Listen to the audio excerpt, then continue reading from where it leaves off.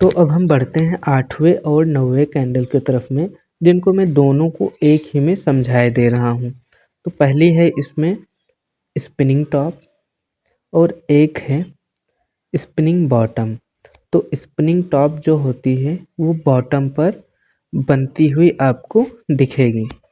यह कहाँ पर बनेगी? यह जो बनेगी ये सपोर्ट एरिया पर बनेगी, और जब सपोर्ट एरिया पर जब बनेगी तो आपको बिना कंफर्मेशन के एंट्री नहीं लेना है। क्या करना है?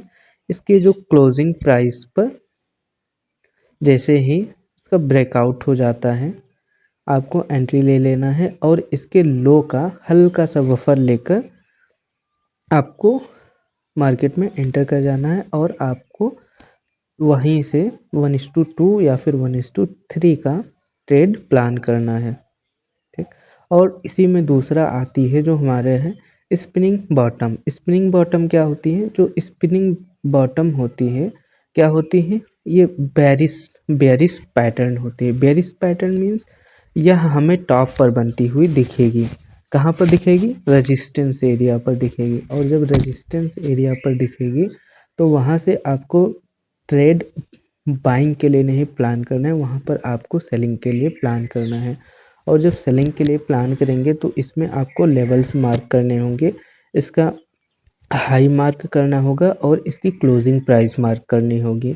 तो इसके जो हाई का आपको स्टॉप लॉस रखना है, एंड इसके क्लोजिंग प्राइस का जैसे ही ब्रेक डाउन होता है वहाँ पर आपको एंट्री कर कर मार्केट में राइड करना है।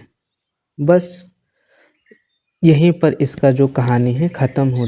तो यहाँ पर छोटा सा डिफरेंट यही है कि जो स्पिनिंग टॉप होती है बुलिश पैटर्न होती है, और जो स्पिनिंग बॉटम कैंडलस्टिक पैटर्न होती है वो बेरिश पैटर्न होती है।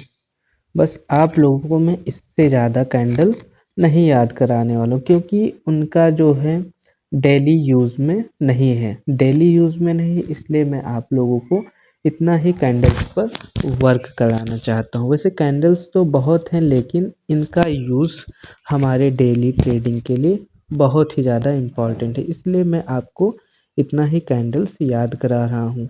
मगर आप कहते हैं कि भैया जी मुझे और भी कैंडल्स चाहिए, तो अगर आप कहते हैं तो मैं आपके लिए और भी कैंडल्स ला सकता हूँ, लेकिन यह आपके ट्रेडिंग सेटअप के लिए इनफ है।